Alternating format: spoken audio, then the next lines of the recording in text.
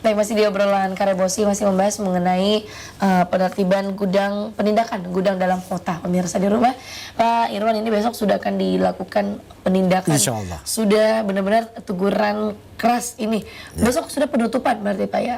Artinya mereka sebelum-sebelumnya sudah ada tahapan-tahapan yang mereka lewati untuk penertiban atau gimana Pak? Ya, jadi tahapan-tahapannya sudah dilaksanakan oleh unit teknis terkait, yaitu Disperindak. Dia sudah melakukan pembinaan ke dalam. Tapi ya itulah saya bilang tadi, bahwasanya pengusaha ini ya itulah ya, akal-akalan saja yang digunakan. Nah untuk itu insya Allah besok kita secara tim terpadu turun untuk melaksanakan penindakan.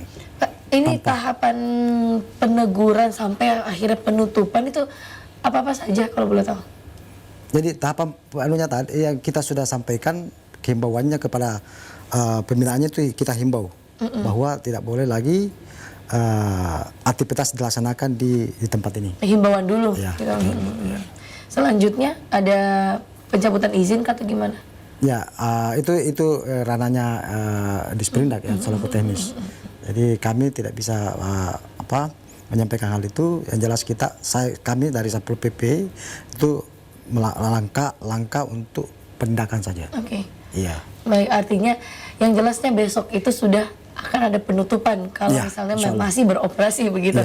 Pak Idam, Anda melihat ini masalah pergudangan dalam kota kira-kira seperti apa yang harus dilakukan gitu oleh pemerintah Kota Makassar? Mungkin adakah memang Perwali kan sudah nih menetapkan lokasi yang seharusnya ditempati oleh gudang-gudang yang masih ada dalam kota ini, kan 2 kecamatan Pak ya yang diperbolehkan untuk ada aktivitas bongkar muat begitu. Adakah mungkin aturan lain yang bisa dilakukan lagi oleh pemerintah kota untuk lebih mengikat begitu ke pihak pengusaha? Iya, ini Mbak Estilsa, ini kan keinginan untuk merelokasi ya. Jadi saya bergarisbawahi kata kunci itu merelokasi. Nah, di sini perlu ada edukasi, terutama bagi pelaku usaha. Jadi aset yang dulunya dia fungsikan sebagai kegiatan bongkar muat itu kan tentunya dalam bentuk lahan, Nah lahan ini diedukasi diproyeksi untuk dialihfungsikan. Secara bisnis juga tetap menguntungkan karena kawasan yang tadi dijelaskan oleh Pak Irwan yang akan ditindaki besok itu kawasan, menurut saya kawasan emas. Kenapa? Nilai lahannya tinggi. Kenapa? Karena dia berada di akses jalan tol. Setelah dia berada di akses jalan tol, dia juga itu dekat dengan pusat kota. Nah, kawasan tersebut sebenarnya akan nilai lahannya akan sangat tinggi untuk menjadi pemukiman, perumahan, malah bisa menjadi bisa saja kalau memang diizinkan untuk fungsi-fungsi komersil. Berarti secara bisnis kawasan tersebut menguntungkan. Nah, ketika pengusaha tersebut, aset tersebut itu diedukasi bahwa itu bernilai dan Anda bisa gunakan jadikan modal ketika Anda alih fungsi untuk pindah ke lokasi baru, dan di lokasi baru pemerintah memberikan lagi insentif. Ya, pemerintah kasih kemudahan retribusi dan sebagainya lokasi baru, ya tidak ada alasan tidak pindah. Tidak ada alasan tidak pindah. Jadi tinggal pengusahanya sebenarnya diedukasi saja, diberikan pemahaman bahwa lokasi baru secara bisnis akan lebih menjanjikan, dan lokasi lama yang Anda tinggalkan itu Anda bisa alih fungsikan untuk bisnis baru.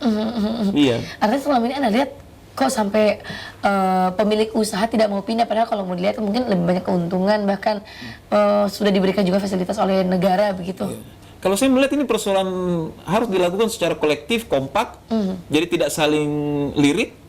Umpamanya 50 semua pindah semua, dan secara tegas. Karena kalau ada yang tinggal 5 ya kan, wah itu kok bisa tinggal gitu, balik lagi deh gitu. Jadi ini memang harus secara kolektif berpindah semua ke lokasi baru, dan lokasi yang ditinggalkan ini diberikan edukasi dari pemerintah bahwa bisa saja ini akan menjadi dibuka ruang bisnis baru. Oke, baik. Artinya harus ada edukasi dari pemerintah ke pihak pelaku usahanya ini. Terakhir Pak, dari Pak Irwan, ada yang ingin Anda sampaikan malam hari ini mengenai penertiban besok? Ya, baik. Jadi saya ingin menyampaikan suatu hal bahwa teman-teman para pengusaha ekspedisi yang ada menempatkan di 4 kecamatan ini, seyogianya sudah haruslah memberanikan diri untuk mengikut apa yang menjadi ketentuan yang ditetapkan oleh pemerintah kota. Karena apa? Kalau tidak, ya insya Allah kita akan melakukan langkah-langkah tegas yang sebagaimana akan dilaksanakan besok. Itu besok kita laksanakan untuk langkah tindakan tegas dari pemerintah kota, dalam hal ini Satpol PP akan melaksanakan secara tim terpadu akan turun untuk melakukan hal itu.